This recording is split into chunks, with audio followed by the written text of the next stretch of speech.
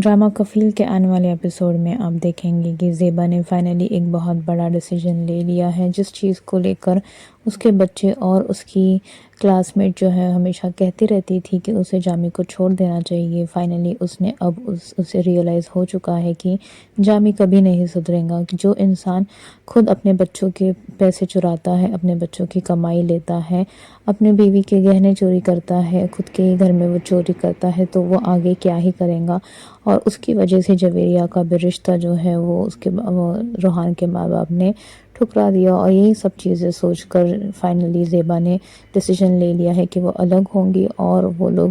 نئے کرائے کا گھر دیکھ کر وہاں پر شفٹ ہو جاتے ہیں فوراً سے، اور یہاں پر جامی اکیلا رہ جاتا ہے۔ اس کے بعد یہ جب بات پتہ چلتی ہے زیبا کی ماں کو، تو وہ فوراً سے جامی کی بہن کو امریکہ فون لگاتی ہے اور اسے کہتی ہے کہ زیبا نے اگر گھر چھوڑا ہے تو اس میں ضرور جامی نے کچھ کیا ہوگا، جامی کی غلطی ہوگی۔ یہ سن کر جامی کی بہن کافی غصہ ہو جاتی ہے اور وہ جامی کو فون لگا کر پوچھتی ہے کہ بھائی آخر مسئلہ کیا ہے، جس پر جامی صاف انکار کرتا ہے کہ میری اس میں کوئی غلطی نہیں ہے، غلطی ساری زیبا کی ہے۔ اس نے مجھ پر جھوٹا الزام لگایا اور وہ گھر چھوڑ کر چلی گئی، اور اس نے کہا کہ اچھا ہوا کہ وہ گھر چھوڑ کر چلی گئی، ورنہ میں خود اسے گھر سے نکال دیتا، کیونکہ میں خود اس رشتے سے تنگ آ چکا ہوں، مجھے یہ شادی اب کنٹینیو نہیں کرنی ہے۔ اور فائنلی اس چیز کو سن کر زیبا کی ماں اور بھائی آتے ہیں زیبا کے نئے گھر میں اس سے ملنے اور اسے سمجھانے کہ اس نے جو بھی کچھ کیا وہ غلط کیا ہے۔ زیبا کی ماں پھر سے وہی کہتی ہے کہ تمہیں تین بچوں کو بیاہنا ہے،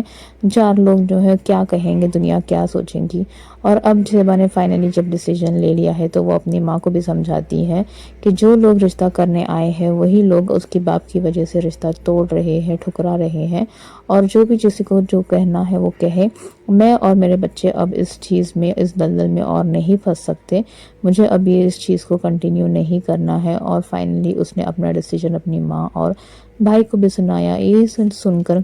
سبک اور اس کی بہنیں کافی خوش ہوتی ہیں کہ جو چیز کے لیے ہم ہمیشہ سے اپنی ماں کو کہتے تھے، آج انہیں وہ چیز ریئلائز ہوئی ہے۔ اور جب روحان بھی آتا ہے زیبا سے بات کرنے کے لیے، جویریہ کے لیے، تو زیبا اس سے صاف صاف منع کر دیتی ہے۔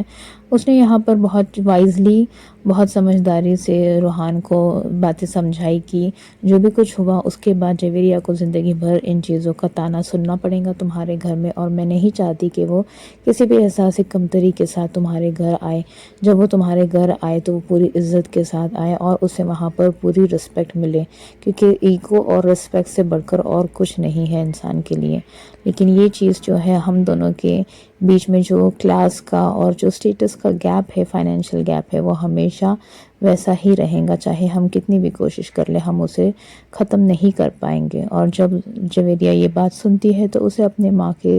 ماں پر بہت پراؤڈ فیل ہوتا ہے کہ اس کی ماں نے اپنے لیے اتنا اچھا ڈیسیجن لیا اس کے لیے، اور اب وہ بھی روحان کو بھول چکی ہے، اس نے بھی جو ہے موو آن کر لیا ہے، اور اسے ریئلائز ہو چکا ہے کہ کسی کے منع کرنے پر اس کی لائف ختم نہیں ہوتی ہے، اسے اپنی چیزوں کو اپنے خود کی قابلیت سے دیکھنا چاہیے اور لائف میں آگے بڑھنا چاہیے۔ تو اس ڈرامہ میں کافی پازیٹیو۔ تو آپ کو کیا لگتا ہے، زیبا کو اپنا ڈیسیجن کنٹینیو کرنا چاہیے یا اپنی ماں کی بات سن کر اسے جامی کے پاس واپس جانا چاہیے؟ آپ کے کمنٹ ضرور کمنٹ کر کے بتائیے آپ کے ویوز۔